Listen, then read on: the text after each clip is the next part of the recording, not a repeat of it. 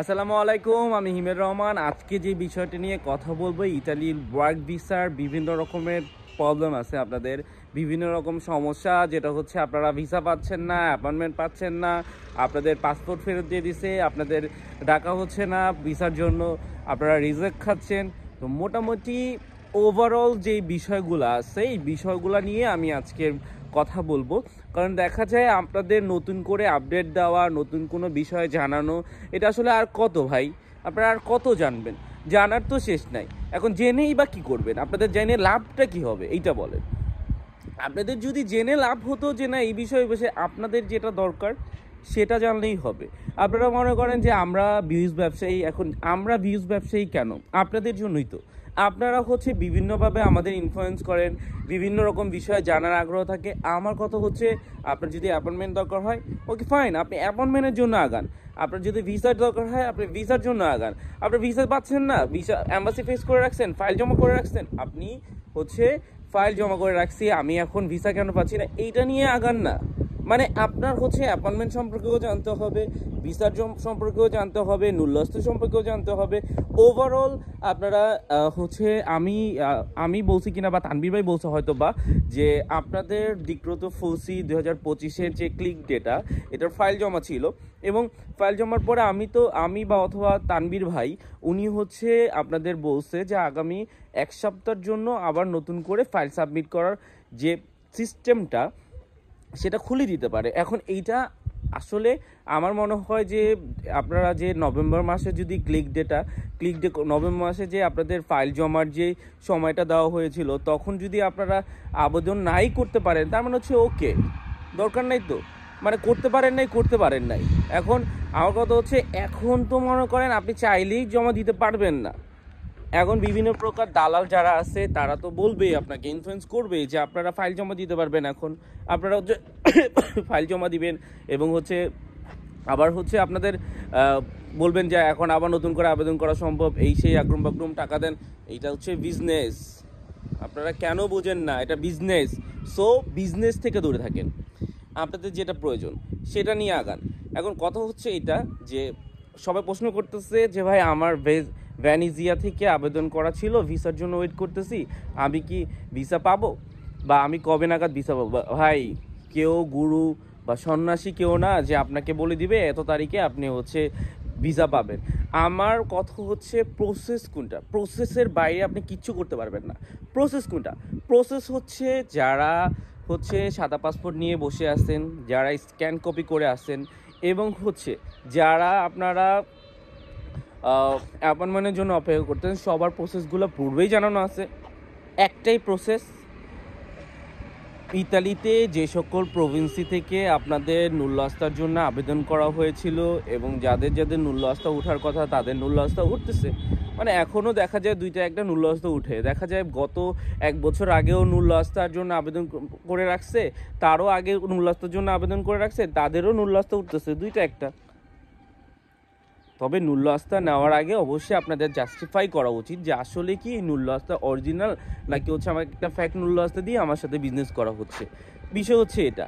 Second thing যেটা হচ্ছে, আপনি ইতালির ওয়ার্ক ভিসার জন্য আপনি অ্যাম্বাসি ফেস করে রাখছেন, আপনাকে রিটার্ন পাসপোর্ট দিয়ে দিছে, আপনি হচ্ছে পাসপোর্ট ফেরত নিয়ে বসে আছেন ভিসার জন্য। এখন আপনি ভাবতেছেন আপনি ভিসা পাবেন না, বিষয়টা এরকম না। আপনার ইন পর্যন্ত দেখতে হবে।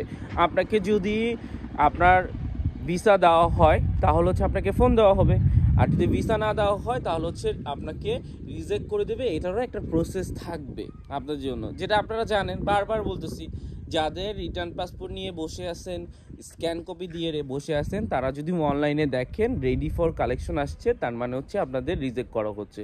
আর যদি এরকমটা হয় আপনাদের কল করা হচ্ছে, অনলাইনে দেখাচ্ছে যে আপনার ভিসাটা রেডি আপনাকে সাবমিট করার জন্য পাসপোর্টটা, তখন আপনি বুঝবেন যে আপনার ভিসা হয়েছে। এইটা হচ্ছে প্রসেস। আর সেকেন্ড থিং হচ্ছে এটা যে যারা অ্যাপয়েন্টমেন্টের জন্য অপেক্ষা করতেছেন তারা সবাই আর পূর্বের নিয়মে আপনারা অ্যাপয়েন্টমেন্ট পাচ্ছেন না।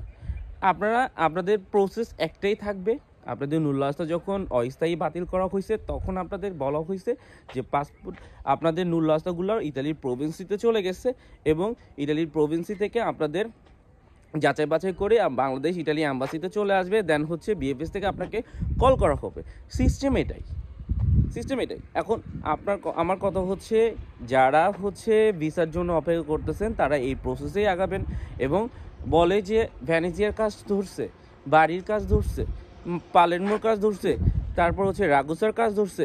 আমার কথা হচ্ছে ধরছে কি, পুরা ইতালির প্রত্যেকটা প্রভিন্সিতে ভিসা দেওয়া শুরু হয়ে গেছে। এইটুকু মাথায় নেন না, প্রত্যেকটা মানে হচ্ছে কোনোটাই বাদ নাই। এটা রাগুসা কি, নেপোলি কি, সালের্নো কি, কাসেত্তা কি, অ্যাভেলিনো কি, কোনোটাই না, সবগুলাই হচ্ছে ভিসা দেওয়া শুরু হয়ে গেছে। বিশেষ করে নেপোলি যারা আন্ডারে ছিল তাদের অনেকদিন যাবৎ ভিসা প্রসেসে একটা অগ্রগতির একটা গ্যাপ ছিল। এটা হচ্ছে গত 15 তারিখ থেকে আপনার ভিসা প্রসেসটা শুরু হবে বা ধুমায়া ঢালা প্রসেসে দিবে, এটা আমি বলছিলাম। আর প্রসেসটা শুরু হয়ে গেছে, ভিসা হচ্ছে। তারপরে আপনার বিভিন্ন গ্রুপে থাকেন, বিভিন্ন গ্রুপ থেকে আপনারা ইনফরমেশন কালেক্ট করেন এবং সোশ্যাল মিডিয়া থেকে কালেক্ট করেন। এইগুলো আসলে কি ওইখান থেকে আপনারা কতটুকু জানবেনটাই কতটুকু। 2-3টা রিজেক্ট হয়েছে, আরে ভাই আপনারা যারা বলতেছেন ঢালা পরিমাণে রিজেক্ট হচ্ছে, এখন ভিসা হচ্ছে না, আপনারা কিভাবে জানবেন?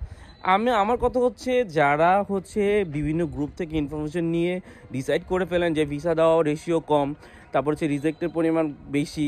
এখন যারা রিজেক্ট খাবে তারা তো ডিরেক্ট বলবে যে আমি রিজেক্ট খাইছি, শেষ, মন ভেঙে গেছে। আর যাদের ভিসা হয়ে গেছে তারা চুপ করে আছে। এখন তারা কি, আপনার ভিসা পাইলেই সবারই কি দায়িত্ব যে আপনাকে ভিসা দেখাবো, যে নেই যে আমার ভিসা আপনি দেখেন আমি ভিসা পাইছি, এরকমটা না। আপনি নিজে এত আগ্রহী অন্যের ভিসা দেখার জন্য, যখন আপনার নিজে ভিসা পাবেন তখন আপনি চুপ করে থাকবেন, নিজেকে দিয়ে বুঝেন। এটা হচ্ছে প্রসেস। আমার কথা হচ্ছে, ইতালির প্রত্যেকটা প্রভিন্সি থেকে আপনাদের ভিসা দেওয়া শুরু হয়ে গেছে। আপনারা প্রত্যেকটা প্রভিন্সি থেকে ভিসা রিলিজ পাবেন, আস্তে আস্তে পাবেন। তবে বিশেষ করে যেমন নেপোলি, সালের্নো, তারপর হচ্ছে কাসেত্তা, রাগুসা এবং হচ্ছে ভেরোনা, তারপরে হচ্ছে আপনার যেটা হচ্ছে বাড়ি, বিশেষ করে বাড়ি, এই কিছু কিছু শহর আছে যেগুলোতে নুল্লাস্তার সংখ্যা বেশি ছিল, কোটা বেশি ছিল, তাদের ভিসা প্রসেসটা একটু ধীর গতিতে আগাবে। এটাই স্বাভাবিক, আপনার এটাই মেনে নিতে হবে। পাবেন, আস্তে আস্তে পাবেন।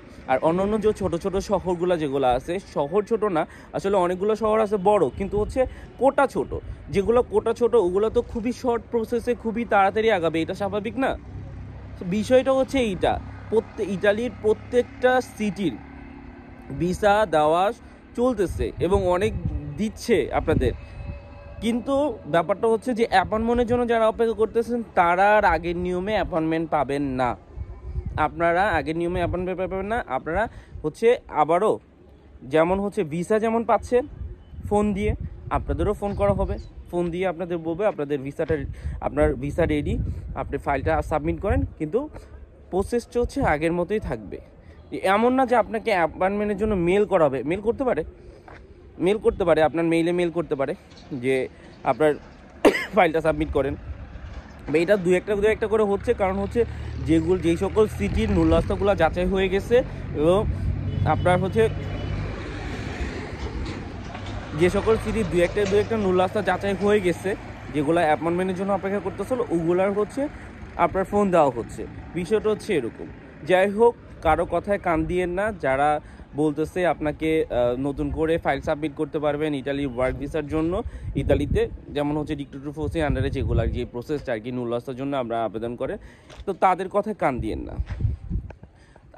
তারা বিজনেস করার চেষ্টা করতেছে, বিজনেস করবে, এটা স্বাভাবিক, এটা করবেই, কিন্তু আপনারা শুধরান।